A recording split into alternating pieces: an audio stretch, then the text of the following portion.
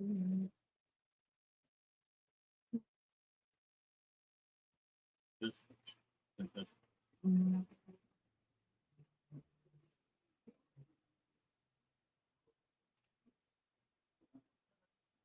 okay.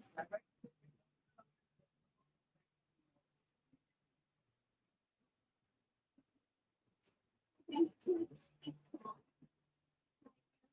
Thank you for being here.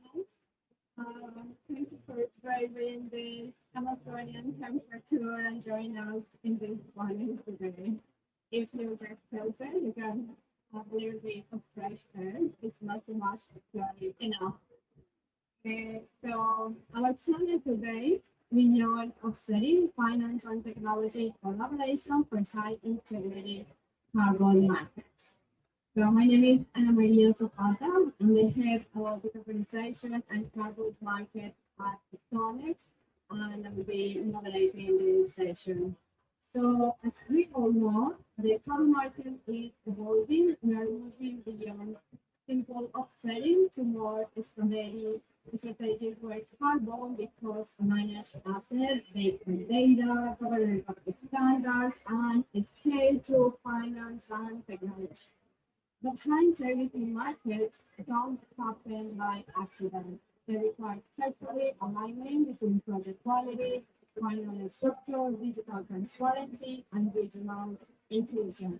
And this is what we have here in each of our panelists. So let me quickly introduce each of them. So we have Thomas. Thomas is the head of environmental products at EDF Trading. He has over 20 years of international experience in corporate decarbonization, net zero strategies, and climate policy.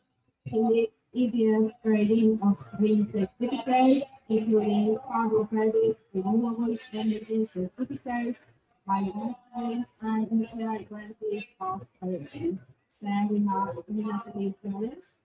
She is the VP of Strategic Account at Stonex.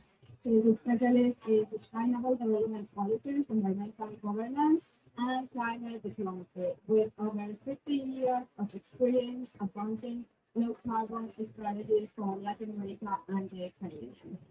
Then we go west, who is the VP of Sustainability and ESG at the Hedera Foundation. He oversees digital innovation in carbon and nature markets, including blockchain-based MRB, tokenization, and digital infrastructure for high-integrity credits.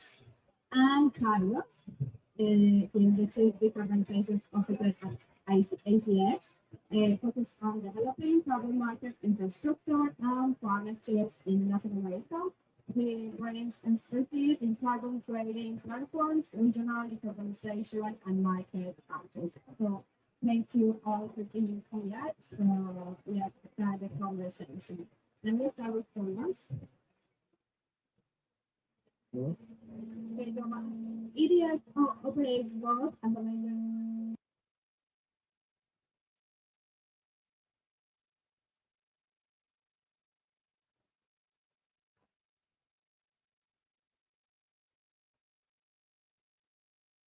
An overview of what EDF is doing in the carbon market, including the obligations that you have under the compliance aspect and how you are integrating that with the voluntary trade market.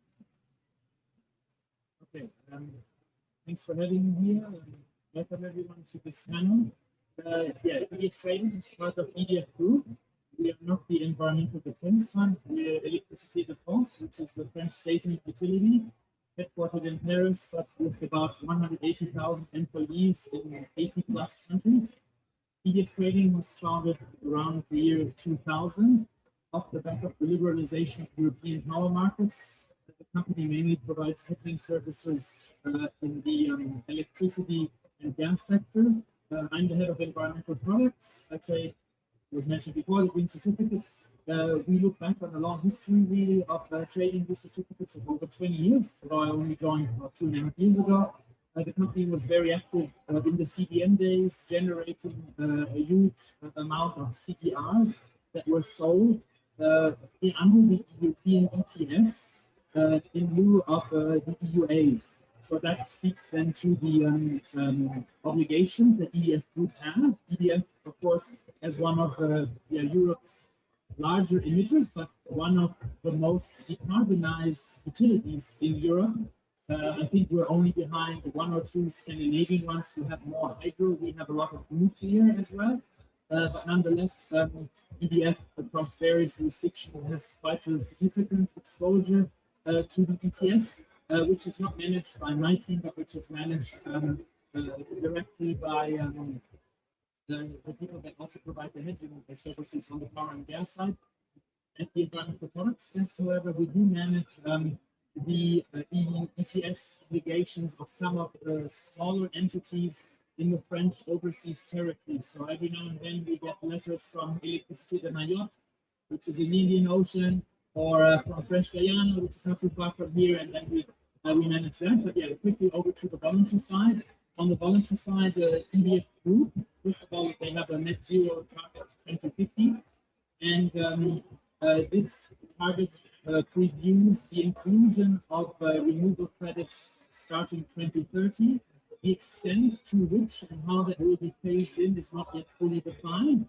It's maybe also subject to change. You might have heard that the SBTi might be about to change their position on what's happening with regards to corporate decarbonization and what's allowed. But beyond that, the EDF would have a corporate carbon compensation decarbonization policy that mandates how group companies can use voluntary carbon offsets against their corporate footprint. And this mainly relies on the ICDCM's core carbon principles as the quality standard to maintain for such offsetting.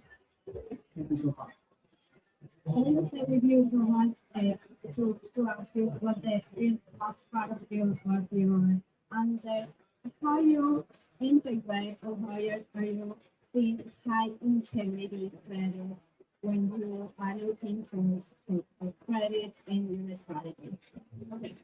So on the one side, as I mentioned, on the trading side, we are bound by what EDF Group describes, and the policy of refining quality there for EDF Group companies is set by EDF Impact, which are based in Paris. But then for third-party to third-party trading, of course, we lean on that, but we also come up with our own definitions of high quality. On the one hand, we have a due diligence framework that we compiled ourselves, against which we map any project that we want to trade. So there's various dimensions, additionality, double counting, micro credit standards, and so forth. And then on the other hand, we increasingly also work with the carbon credit rating agencies. That's also been a bit of a learning process for us. I come from South Paulo, where I spent a long time, and we used to have this philosophy really of doing everything under one roof, which at the end of the day, though, I think is not really conducive for this market to scale. It's better to have things at arm's length, digital NRB and so forth, sitting with third parties. So that's why I've come to really embrace the rating agencies. So we work with Zero, for example, but also others, of course. At the end of the day, we're bound also by the buyers and what they prescribe in their RFPs. But yeah, so to answer your question, it's a mix of what group says, what our own convictions are, and also what we see in the market. Thanks so much. So here we have first the view of trading and private company buying carbon credits. So now let's move on to the financial view with Natalie. Natalie, for Schroeder, which is a risk management company, so do you look for assessing a carbon project that makes it bankable climate assets? Is it working? Yes. Okay. Thank you, Hannah, and thank you all for being here and for having us at the Digital Leadership Pavilion. At Sonics right now, when it comes to carbon specifically, we are trying, and I have to go to my role at Sonics, of course. What we're trying to do first is walking our clients from other commodities into carbon, because they don't necessarily understand what the positive side of investing in carbon, for our traders, it's interesting because when we walk them through carbon, that commodity that is decarbonized can get premium when we go to the market and when we are connecting market. Perhaps it's coffee or precious metals or any other soft commodities. What we try to do is to walk them into the process of compliance specifically.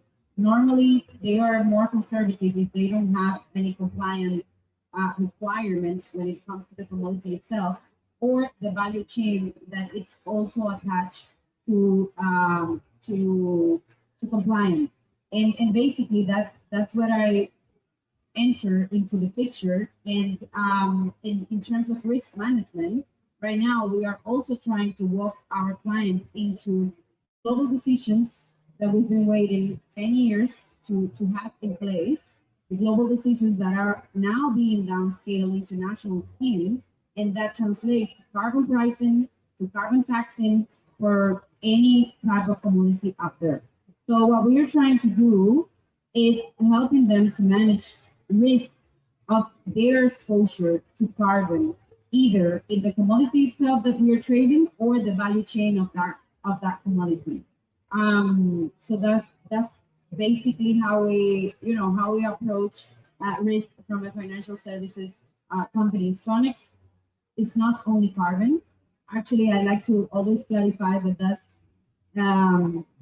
the smallest business in what Sonics do.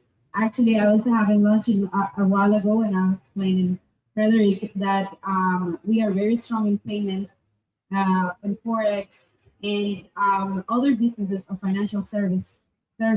But even over there, we are trying to change our internal core culture on this value chain when it comes to carbon exposure in general.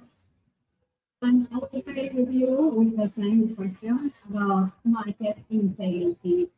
What about market integrity? You see that's more like a product quality, data transparency, lack of standardized evaluation framework. How are you addressing that integrity?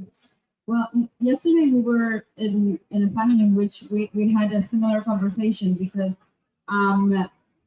carbon and the market, it's a very fragmented market, right? So we inherited the Kyoto Protocol from the UN, then that stopped. Then we spent 10 years building a market on voluntary basis because of the lack of international decisions and national framework decisions to actually be able to operate and bring liquidity to the market. Yet we have the infrastructure over there, right? We have the registries, we have the methodologies, we have the technology, we have the project developers. So the ecosystem is complete. Now the international decisions are in place and the national frameworks are being put in place, either through legal decisions in country, resolutions, national decrees. What we are missing, for me, the missing link on all of this is that interoperability of what we already have and how to save time. If we go back and we put ourselves into the approach of climate action and the goals that countries have been setting since the national determined contribution became a thing, if we want to call it that way, and we don't have time to actually reduce carbon emissions. And that's where basically we are putting our money in terms of looking into the countries and the countries in which developers and us can operate more promptly because they have not only the digital infrastructure and the enabling environment for this, for all this infrastructure that was voluntary before to be able to operate in the country, but also the safety that is backed by a legal framework that can allow a company like Sonics, that is super regulated when we are going to make a transaction, that we are safe because the legal framework of the country allow us to do that.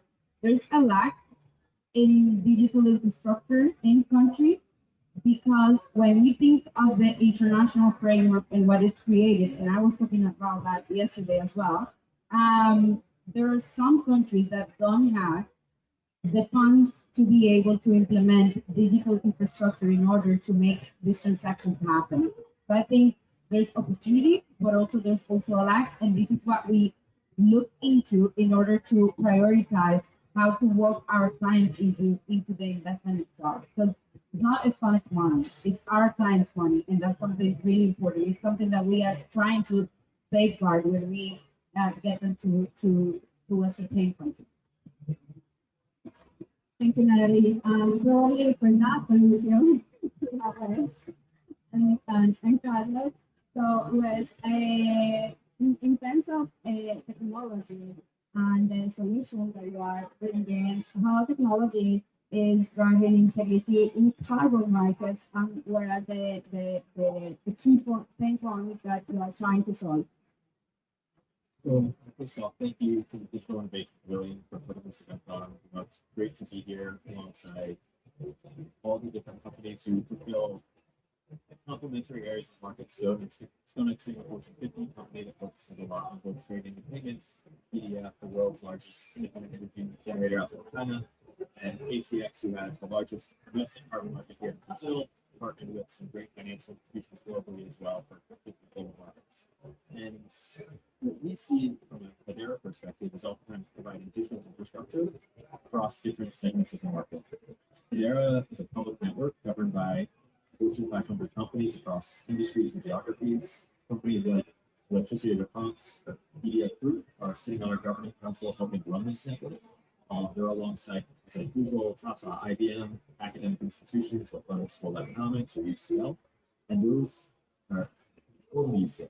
But those companies are all helping keep this network running. And then on top of that network, we build infrastructure.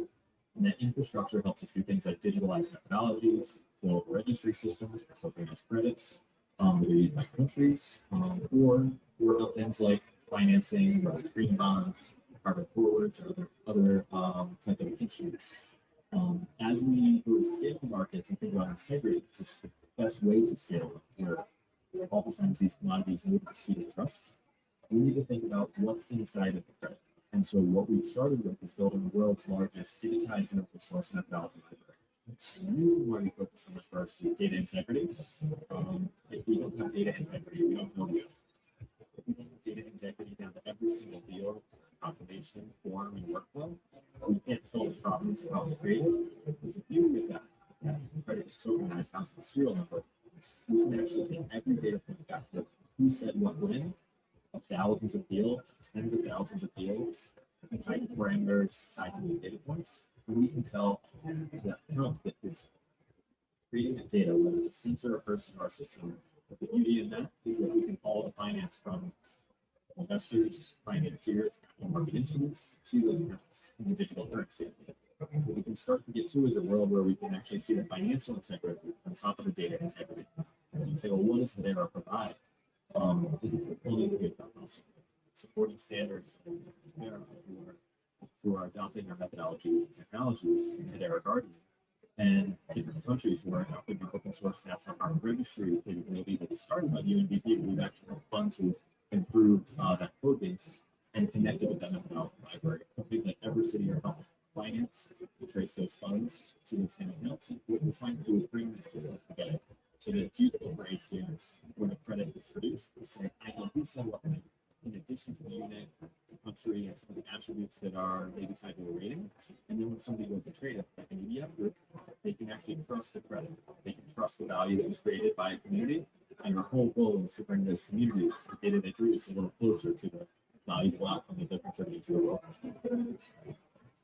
Thank you, guys. I'm going to move with Carlos, talking about also infrastructure.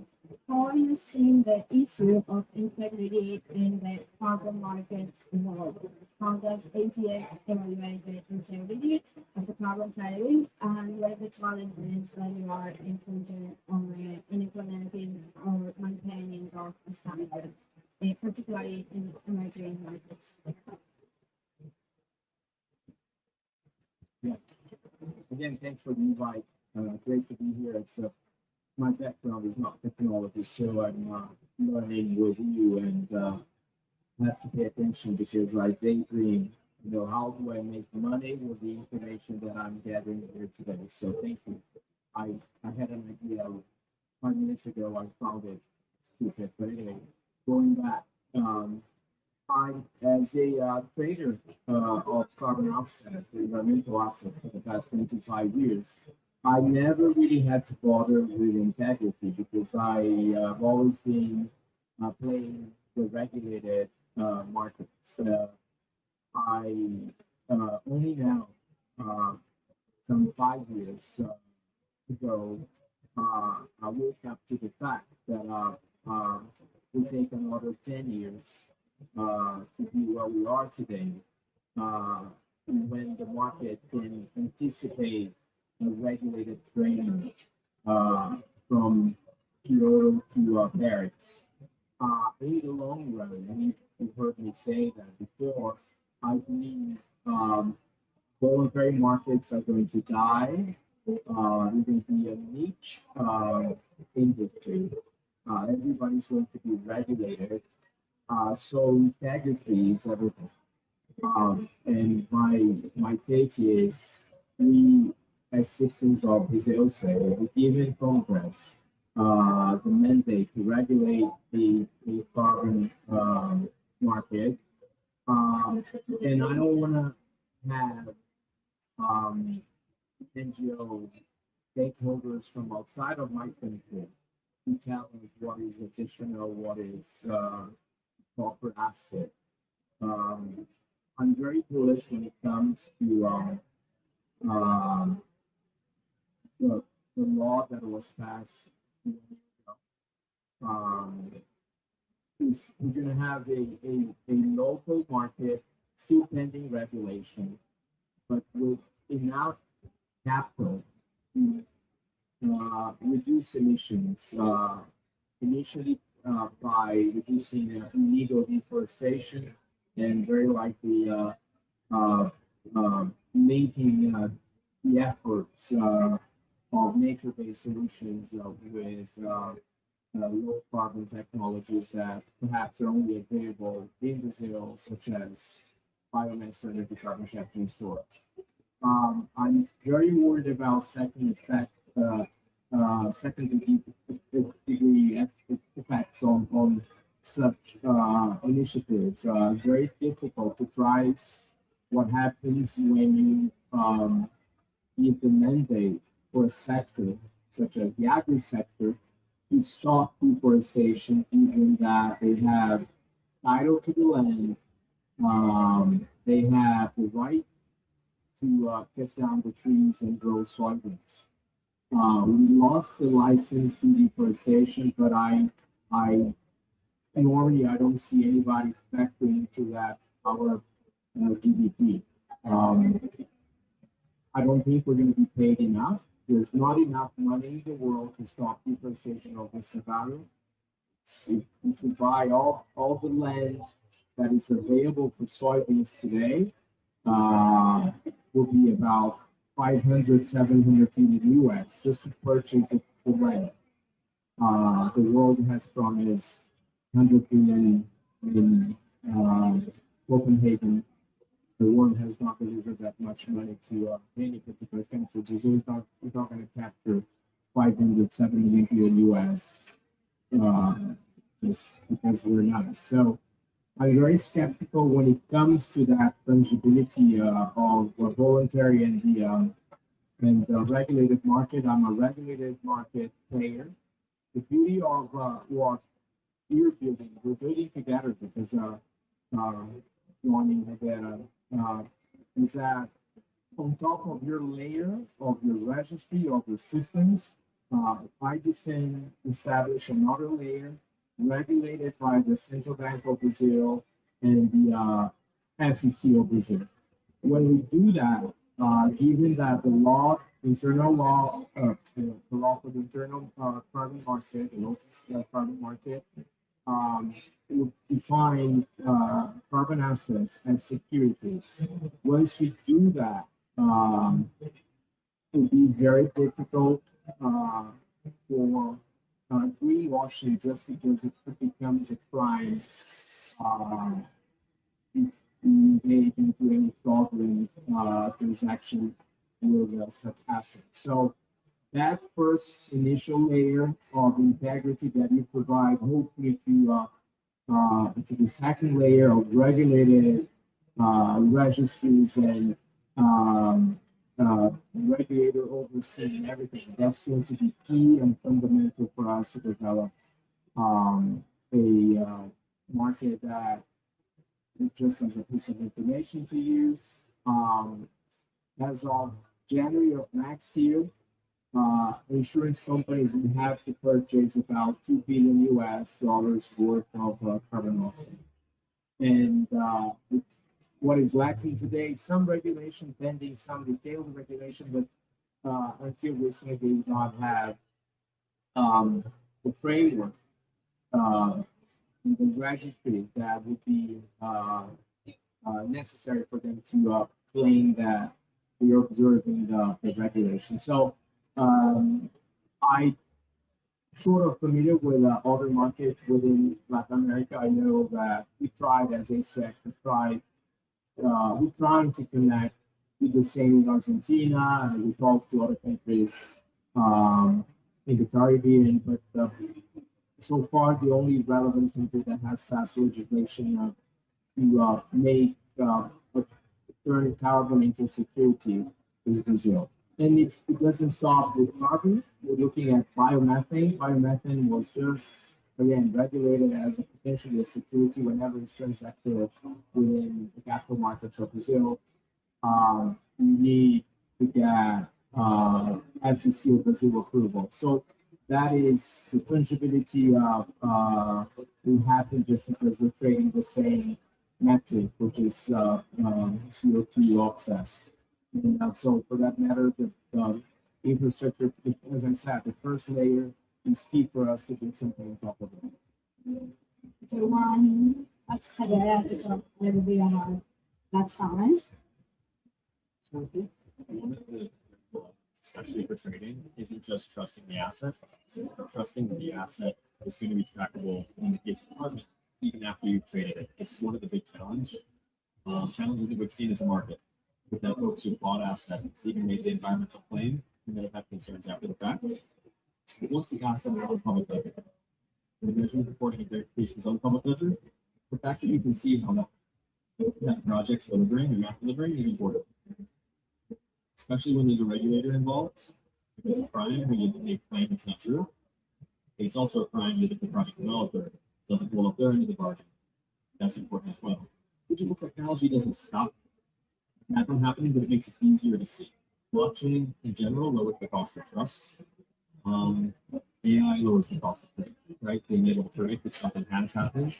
But those sensor-based technologies, satellite imagery, which are layered into the public ledger, allow people to see what's happening and also better trust that what's happening has stayed as happens. And we can better predict what's going to happen with the use of some of these emerging technologies. So within trading, though, there's other activities that can happen when these assets are tokenized, which can increase the velocity once trust is established.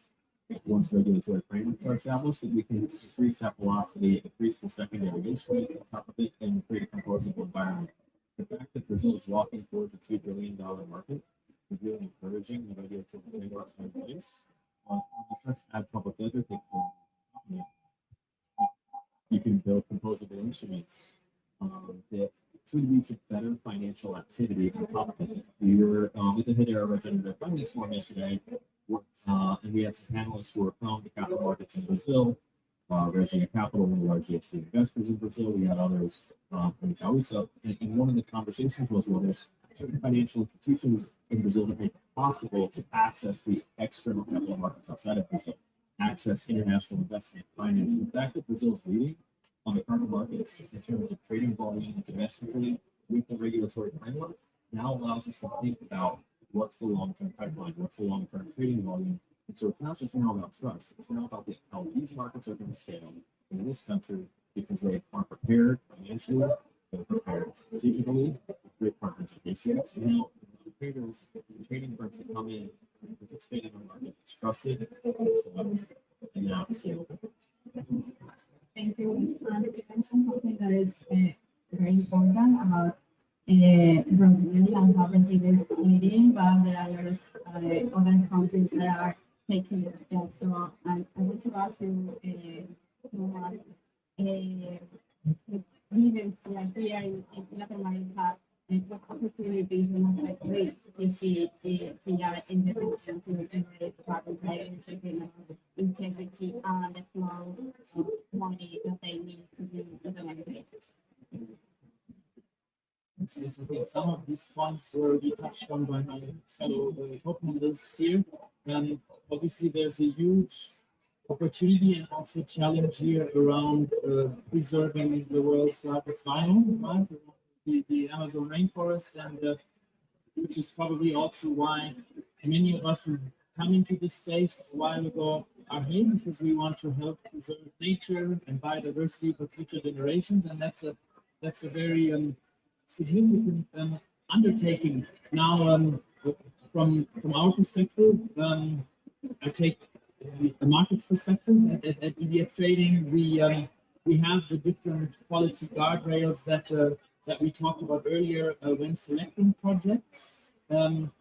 Internally, it's because we're a regulated entity, we're investment grade, government owned, and so forth. There's quite a lot of barriers and kind of risk committees that we need to cross. And for us, it's easier to do something that's closer to our value chain. So we are in the energy sector, right? We own energy generating assets in Mexico, in Chile, in Colombia, biomass to energy as well, for example. So carbon projects that have this EDF value chain link are easier for me to invest in, especially then if you have a compliance or nascent compliance demand on the other side, as is the case in Chile, for example, as is the case in Colombia, or we have a significant interest also from the voluntary sector, as is the case, for example, in Mexico for IBEX, right? I mean, there's already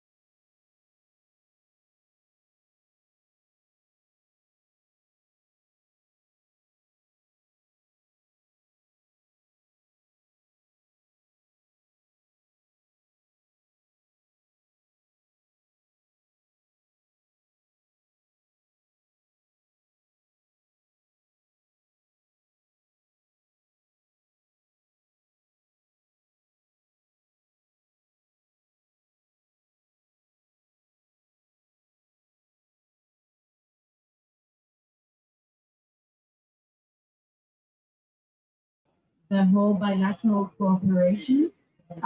It's that the country has a bilateral agreement with a developed nation.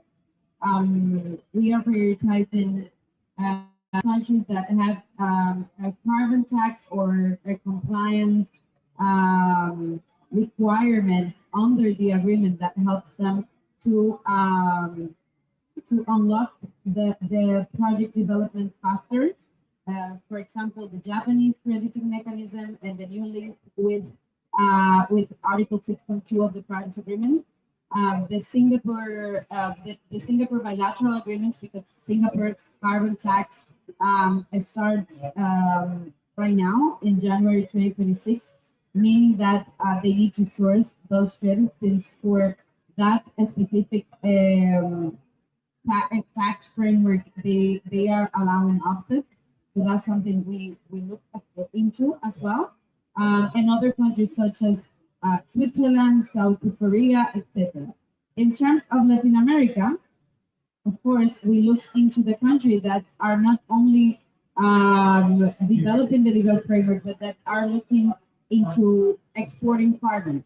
Because most of these countries that have bilateral agreements have uh, a very ambitious NDC, but they need to meet that NDC for their own purposes. So perhaps Mexico and Chile, that are countries with a high level of carbon emissions, they need to manage what they are going to export and what they are getting out of the country. I mean, what they are keeping in the country to meet their own NDC. So we look into that as well. And the other thing that we look into is that the national framework allows developers to bring back to the community.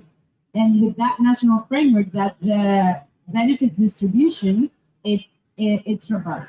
There's something interesting from analyzing bilateral agreements for investment with Japan, Switzerland, and South Korea, because these countries are going beyond nature-based solutions. These countries are looking into other technologies and other carbon abatement to deploy climate action.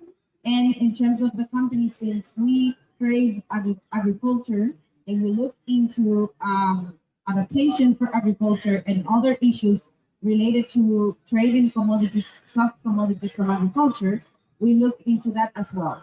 And lastly, I think something that we are trying to prioritize is this carbon abatement for from waste that is important for countries like Japan, um, energy or any type of energy. So not only renewable but also transportation and other projects that are important. For example, for the Swiss bilateral agreement, hooked up as well, and in part of another part of the world.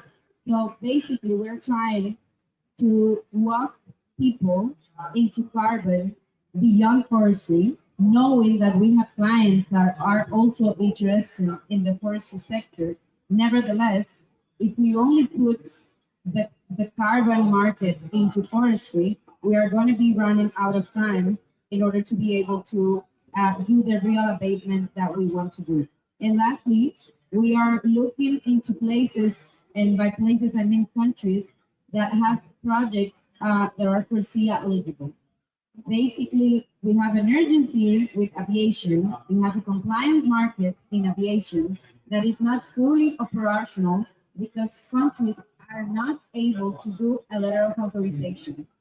And that letter of authorization is linked to the Paris Agreement, and countries internally need to come into an agreement like the aviation entity of the country and the Ministry of Environment or Climate Action Ministry of the country needs to come together internally and and and solve what we are waiting for, which are this letter of authorization in order to be able to trade. So those countries that are ready to export for C eligible credit are also countries that we are prioritizing to walk our clients into that type of investment. Thank you, Noeline, for bringing that point to the table. And I think that growing technology countries in emerging countries are lack of technology and they don't ready to implement the mechanism and the process that they need to issue the letters and to have in place the process. Well, what do you think that the priority of the adoption of country for implement in order to be ready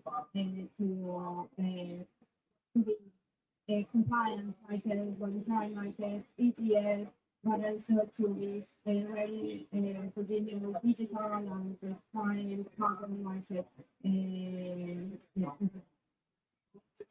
So when it comes to markets require a lot of infrastructure prior to the market It's not always technology. It's the legal infrastructure, regulatory infrastructure here in Brazil. But it's from a technological perspective, for Article 6, there's different ways to get them. So there's an international registry run by the UN. There's going to be country registries that are set up, some of you are private tech vendors like S&P or others who are offering registry systems. But we put a lot of funding and efforts into enable open source solutions. Our belief is that there's a series of digital public goods that every country should be able to look to, not just as methodology digitalization, but all to be run by independent crediting standards who have robust established controls and programs. Some countries may take that on a per methodology basis, bilaterally approved by another country, but others will want to run their own registry infrastructure. And for that reason, we funded the National Carbon Registry software by the UNDP. We see it as the sole open source registry technology today that a country could use and set up for their own doing, no charge, with internal capacity built. And internally being able to enable a country that way, that's really important to get that bilateral financing needed. That financing may not necessarily come from another country who's all taking the credits. It could come from private investors. We've seen Carbon Growth Partners invest in projects in Senegal. It's one of the first private investments into a carbon project. That was actually a technology-based solution the first composting project in Senegal with the National News Agency, Sonaged. Wolfron, now Carbonetics is involved in that one, enabling that project from a technology perspective, but that project has to get through a registry. That registry will have to issue credits, and there's already a bilateral agreement with Switzerland to advise it. All of that requires centralization, infrastructure, and a lot of work behind it. We talked about separate systems like emissions trading systems, which will be required for, say, CBAM. Right? If we want to consider decarbonization from an export commodity perspective, that's a totally different set of legal infrastructure that may be required. Infrastructure may need to be required. We create different types of markets, and one of the conversations that we're often having is the types of assets that need to be traded, environmental assets, beyond carbon. Renewable energy we've talked about, but we haven't talked about water rights and water infrastructure, mitigation, banking, common infrastructure. And this would be on the Paris Agreement in many cases, but it's an overall holistic set of assets that we need to get to make the economy working holistically. And from a Hedera perspective, we're building many of these technologies with the same open source software. We have new registries popping up in biodiversity using the same carbon registry technology. So think about this as not just carbon. With biodiversity standards and registries, are very different outcomes that they're targeting. But the Paris Agreement, even though it's focused on carbon, has many positive side effects. Many things that go over. And I know this is going a little bit off topic, but I think it's important to think about as we get very carbon focused here on one, that many of us are here, as Tom was pointing out, for nature markets and pointing out the different agreements from the CBD. There's a talk last year in Cali, India, focusing on biodiversity. And those conventions will bring different markets where credits are not put the same way. They're not ex post, sometimes they're pre-investments. They're not the same as a carbon credit that is kind of just talking about an outcome that's happened. And I think what we need to think about is not just country infrastructure, what's that Article 6. We need to think about country infrastructure to enable the entire economy, because we talk about preserving the forestry. Preserving the forest can't just be done in a carbon market. It has to be done with the types of commodities that holistically enable communities, social impact, and nature. And it's really just sustainable development at the end of the day. And many of the projects that we're talking to in the carbon markets, they view as sustainable development, while many of the developed countries think about it as decarbonization. Thank you, Daniel. What kind of partnerships, finance, technology, and other stakeholders are you seeking more, especially well integration? You know that we have like successful corporations, so we want to take maybe involved in something important role in differently in market. Before I get into your question, I just wanted to make sure that it's clear what I said. First of all, I'm not proud of Brazil being the leader of anything, because I don't think Brazil should be the leader of whatever happens to decarbonize. Countries have people don't have friends, we only have interests, and I resent the fact that it's normally it's the upper classes that raise the flags of let's be the leader of the world and setting out the flying agenda. I don't think it's we're still mid income, almost poor country on average. So when I talk about the regulation of the carbon market in Brazil, I'm happy that it's happening, but I'm not claiming that we leaders matter.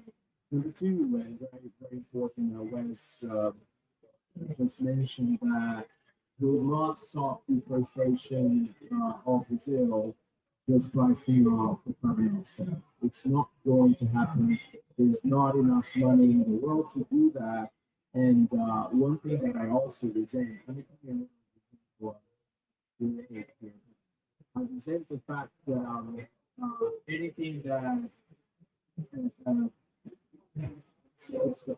humankind wants to address nowadays, we try to price that out of the carbon assets. So inequality, whatever, any sort of social issues, we try to connect that with carbon values and prices. It's not going to happen. I'm sorry to say that. I've been losing money with this for 25 years now. So, but in terms of projects and opportunities in Brazil, in Latin America, I also, now that I'm exempt for two things, I'm exempt for one thing. Number three is that with too much focus on nature-based solutions, and that's something that I see it is the norm in Latin America. We're not thinking outside of the box. I want to see our value chains compete worldwide because we can deliver products at perhaps the lowest carbon intensity of the world. So that will bring us money to a better the living conditions of the poor in Brazil and in Latin America. So I'm very much focusing on tech-based solutions. I mentioned tax, biomass energy, carbon capture and storage. Second order effect of tax is huge. We can deliver ethanol and electricity at negative emissions. And that's a lot better than just say stop deforestation without doing the math for what comes next. So in a nutshell, I would rather try to see whether countries in Latin America and the region will be able to connect financing to low carbon intensity of our value chains. And I think that's interesting. First of all, I forgot to mention, of course, that anything that's energy related can be decarbonized and that flows through our value chain. So that's something we're interested in. Bioenergy product and storage, of course, is one of them. Direct air capture is something else. Through hydrogen, clean ammonia. For all of this, we're already running pilots in France with the UK, for example. Yeah, then to echo what the two co-panelists were saying here, we really need this whole of value, whole of landscape approach and pricing different ecosystem services. And if there's methods for it and the regulation for it that is already in place in other countries that can be copied, for example, also for the case of Brazil. So I've spent a lot of time in Australia. Australia has a nature repairable for biodiversity, so setting up a voluntary biodiversity market.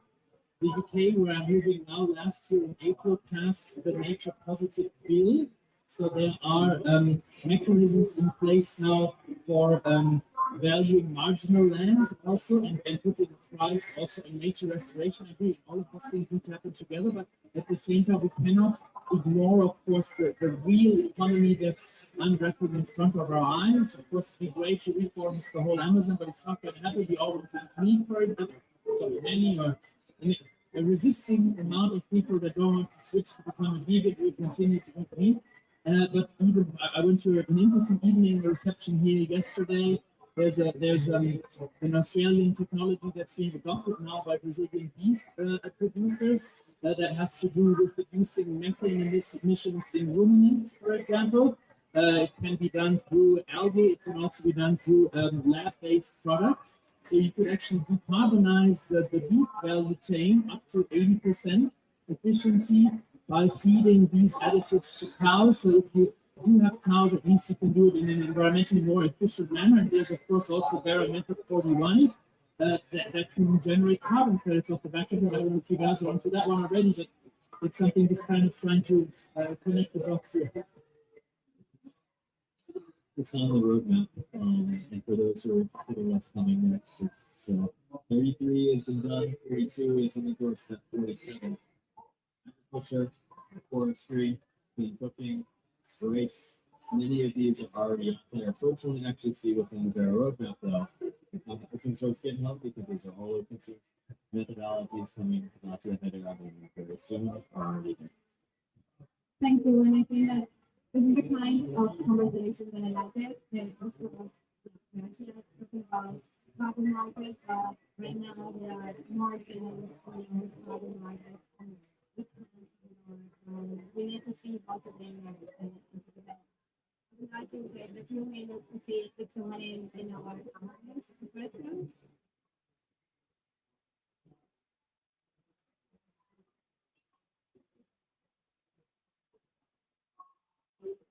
Okay. Does anyone want to ask something? No? Thank you so much for being here. Thank you for your perspective, for sharing with us what are you doing, where you're working, and how you are bringing solutions and more opportunities, not just for the region, but for the carbon market.